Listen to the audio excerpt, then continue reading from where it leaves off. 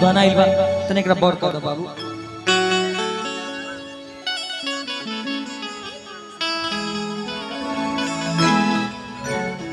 कि मारले बायसन सैया रे काहे अरे मारले बायसन सैया रे कि पटना से चलता दवैया रे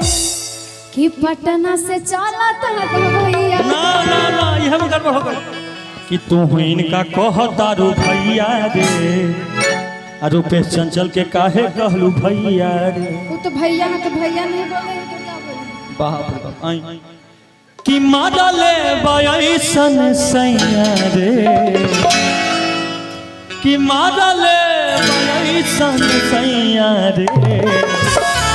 पटना से चलता दवैया रे पटना से चलता दवैया रे मारले बायसन सैया रे मारले बायसन सैया रे पटना से चलता दवैया रे पटना से चलता दवैया रे पटना से चलता दवैया रे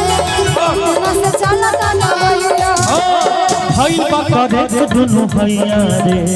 भाई पकड़े दोनों भैया रे पटना से चलता दवैया रे हाजीपुर से चलता दवैया रे पटना से चलता दवैया रे हाजीपुर से चलता दवैया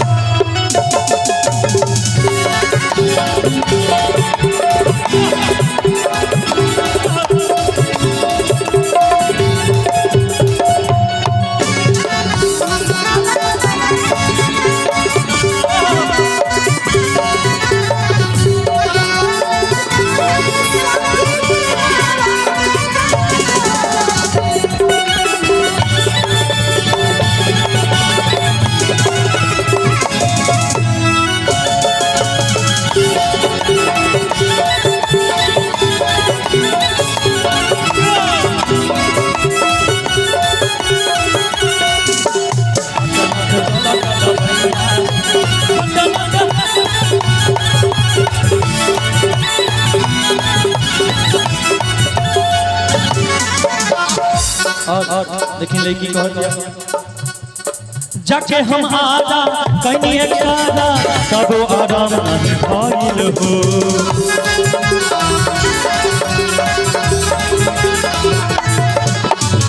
रोजे रोजे सुई लगवा के कमरिया सुन नहीं भइल हो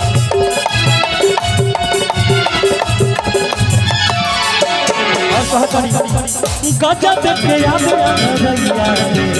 गजब के आवे अगरैया रे पटना से चलता दवैया रे पटना से चलता दवैया रे पटना से चलता दवैया रे पटना से चलता दवैया रे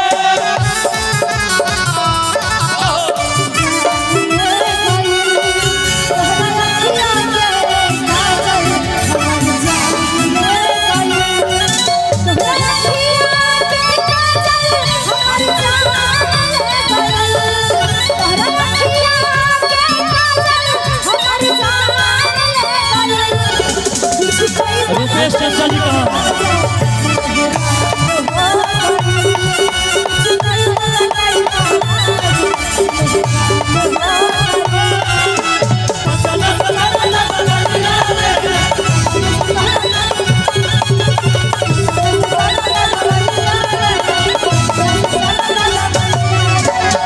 नमक पानी कर्मा के हम का सखी हो संजिया सवेरे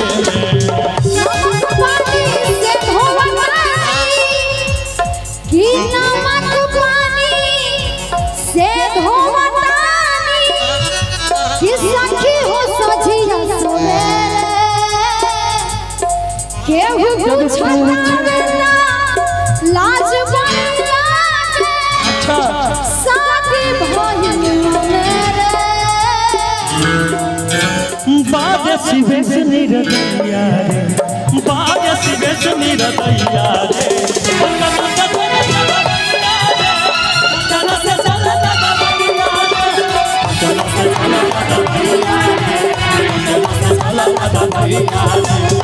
पटना से चलता दबैया रे, पटना से चलता दबैया रे, पटना से चलता दबैया रे, पटना से चलता दबैया रे, पटना से चलता दबैया रे,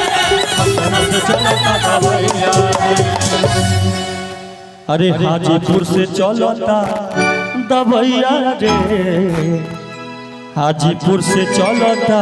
दबैया रे, झरुआ से